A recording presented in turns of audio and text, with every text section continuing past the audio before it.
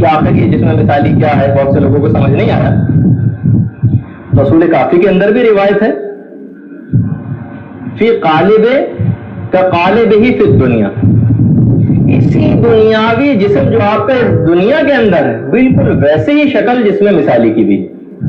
اور ایک حدیث کے اندر تو یہاں تک اس کا تذکرہ آیا ہے کہ ہیئۃ الاجساد، بالکل اسی طریقے سے جس طرح سے آپ کا اس دنیا کے اندر جسم ہے نا، بالکل برزخی جسم بھی ویسا ہی ہے. علامہ مجلسی نے بہار الانوار کی 6 جلد کے اندر یہ بات کہی ہے کہ روایات اس کے اوپر شاہد ہیں کہ ہمارا یہ جسم بالکل برزخی جسم جو ہے بالکل اسی جسم کی مانند ہے. اور اسی وجہ سے جو برزخی جسم ہے اس کو عالم رویا اور عالم خواب سے بھی تشبیہ دی گئی. یعنی جس طریقے سے کہ انسان سویا ہوتا ہے اسی طریقے سے وہ جسم بھی ہوگا، اور اسی کے اندر بھی اس کو نعمتیں دی جا رہی ہوں گی اور اسی میں اس کو عذاب ہو رہا ہوگا. کسی نے چھٹے امام سے ایک سوال آ کے پوچھا تھا.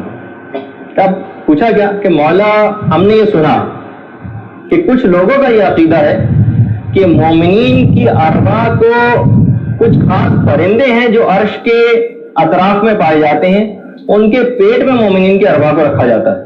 اچھا آپ یہ حیران ہوں گے کہ یہ ایسا نظریہ نہیں، یہ اہل سنت کا جو موجودہ جو جتنے بھی اہل سنت ہیں ان کے تمام علماء کا نظریہ یہی کہ ارواح کو سبز رنگ کے پرندوں کے فوٹو میں رکھا جاتا ہے. اس زمانے سے خیر یہ نظریہ چلا آ رہا ہے. تو امام نے ارشاد فرمایا ایسا ہرگز بھی نہیں ہے. مومن خدا کے نزدیک کہیں زیادہ عزیز اور گرامی ہے کہ خدا اسے پرندوں کے پیٹوں کے اندر رکھے، بلکہ ولیکن فی ابدانے کا ابدانہم، یہ جملہ ہے امام کا، البتہ اس کی روح پرانے بدنوں کی مانند بدنوں کے اندر رہے گی جس طریقے سے اس دنیا کے اندر رہتی ہے. پھر امام نے یہ بات بھی ارشاد فرمائی کہ جو ارواح ہیں یہ اس برزخی جسم کے اندر کھاتی بھی ہیں، پیتی بھی ہیں، نعمتوں سے لطف اندوز بھی ہوتی ہیں، وہ جو برزخی جسم ہوتا ہے. اور اگر کوئی ان کے جسموں کو دیکھ لے تو وہ ان کو ان کی اصلی صورتوں سے پہچان لے گا. ایسا نہیں کہ ان کی صورتیں کچھ چینج ہو جائیں گی، بالکل جو جس طرح سے ہمارے موجودہ جسم ہے بالکل جس طرح دنیا کے اندر ہے وہ مثالی جسم بھی بالکل ویسا ہی ہوگا. اچھا دیکھیے جسم مثالی ایسا نہیں، سائنس بھی اب اس کو ماننے لگی. جسم مثالی کو سائنس کی زبان میں ہمارے جو آج کل آورا کہا جاتا ہے، AURA. اس کے متعلق جو بات کہی جاتی کہ شعاعوں سے مل کر بنا ہے، اور باقاعدہ اگر آورا کے نام سے آپ گوگل امیجز پہ جا کر سرچ کریں انٹرنیٹ پہ تو آپ کو سائنسی لحاظ سے اس کی پکچر بھی دکھائی جا سکتی ہے، اور بہت ہی حساس کیمروں سے اس کی تصاویر تک لی گئی. یہ جسم جو ہے جسم مثالی یہ شعاعوں سے بنا ہے اور یہ اس وقت بھی موجود ہے. اچھا یہ ایک لطیف دھوئیں کی مانند ہے، اور یہ ہمارے جو جسم ظاہری ہے نا، جو آپ کا جسم اس کے ارد گرد پھیلا ہوا ہے. اور ہمارے جو جسم ہے اور روح جو ہے اس کا تعلق اب بھی اس جسم کے ساتھ ہے. خود امیر المومنین علی ابن ابی طالب علیہ الصلوۃ والسلام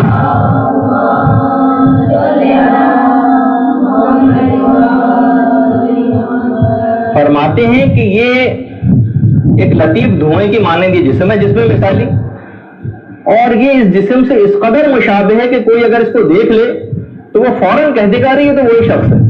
اس قدر مشابہ جسم، میں نے جیسے کہ ابھی کہا کہ حساس کیمروں سے اس کی تصاویر لی جا چکی ہیں. اچھا یہ جسم جو ہے نا مختلف رنگوں سے مل کر بنا ہوا ہے. یہ جو جسم مثالی ہے یہ مختلف رنگوں سے مل کر بنا ہے. اور یہ بات بھی محققین نے کہی کہ ہمارے جسم کو جو بیماری لاحق ہوتی ہے نا، یہ کم سے کم 3 دن پہلے جسم مثالی وہ لاحق ہو چکی ہوتی ہے، 3 دن پہلے. اور موت سے 3 دن پہلے یہ جسم مثالی بالکل سیاہ پڑ چکا ہوتا ہے. اچھا یہ جو اس کے مختلف رنگ ہیں، جسم مثالی کے مختلف رنگ ہیں، یہ اس کی اخلاقی صفات اور خصوصیات کو ظاہر کرتے ہیں کسی بھی شخص کی.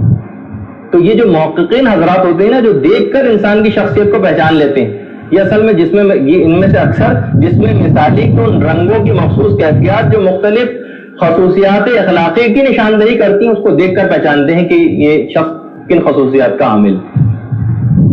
اچھا جس وقت موت انسان کے اوپر آتی تو یہ جو ظاہری جسم ہمارا ہے یہ اس وقت بالکل بے جان ہو جاتا ہے.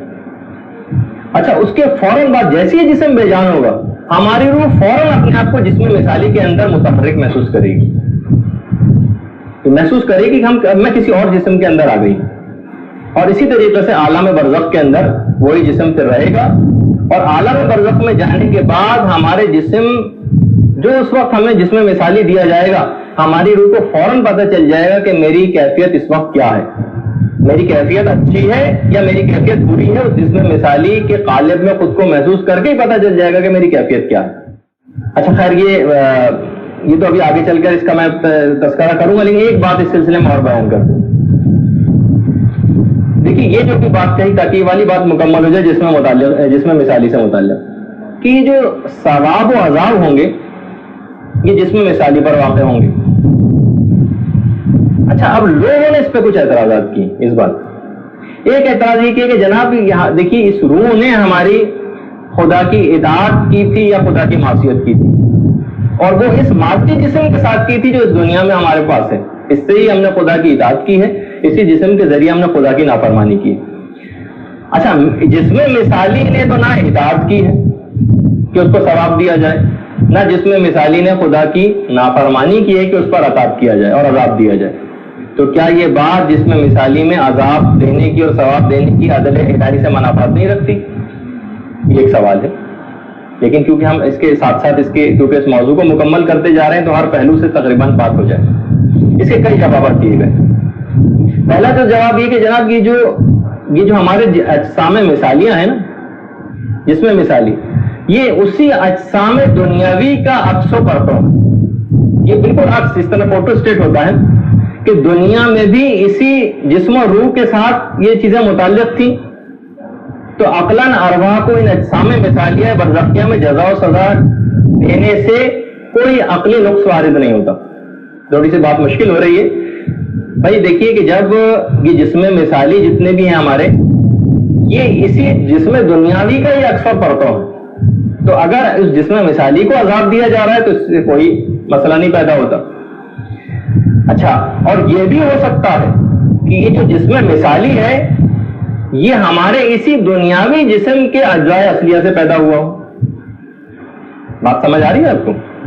نہیں سمجھ آئی بھائی. یہ جو ہمارا جسم مثالی ہے نا ہو سکتا ہے کہ یہ پیدا ہی ہمارے جسم اصلیہ سے پیدا ہوا, جو ہمارا ابھی موجودہ جسم ہے اسی کے اجزاء سے یہ والا جسم پیدا ہوا.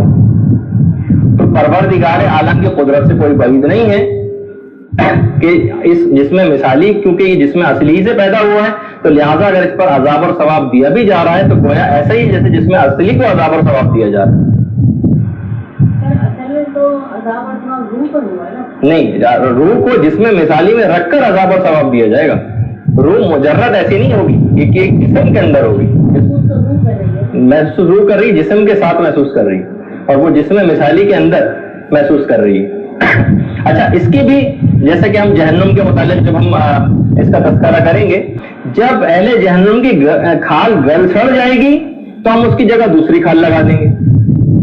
تو یہی والا سوال وہاں پر بھی آئے گا کہ جناب اس نئی کھال نے کیا قصور کیا ہے کہ اس کو جلایا جائے, کہ آتش جہنم کے اندر وہ جلے, اس دوسری کھال کا تو کوئی قصور نہیں ہے نا. تو اس کا جواب بھی یہ دیا کہ وہ دوسری کھال پیدا کی جائے گی وہ اس پرانی اصلی کھال کے ہی مادے سے پیدا کی جائے گی. تو اس وجہ سے اس کو جلانا ایسے ہی جیسے جسم اصلی کو جلانا. تو بہرحال جو بھی اس کا جواب ہو اس سے شبہ بالکل حبام منصورہ ہو کے رہ جاتا ہے. اس کی کوئی حیثیت نہیں ہے کہ جسم مثالی اسی جسم اصلی سے پیدا شدہ ایک جسم ہے. اچھا سارا فشار اور سارا عذاب اسی جسم مثالی کے ساتھ ہی ہوگا. لہذا اب اس دنیاوی جسم کے ساتھ کچھ بھی کیوں نہ ہو جائے, اس کو چاہے جلا دیں, چاہے اس کو درندہ کھا جائے, چاہے پانی میں غرق ہو جائے, ہر صورت میں کیونکہ عذاب اور ثواب سارا جسم مثالی سے متعلق ہو جائے گا تو اس جسم کے ساتھ کچھ بھی کرتے رہیں اس سے کوئی فرق نہیں پڑے گا, جیسے کہ اکثر لوگوں کے دماغ میں شبہ ہوتا ہے. برحمتك يا أرحم الراحمين وصلى الله على محمد وآله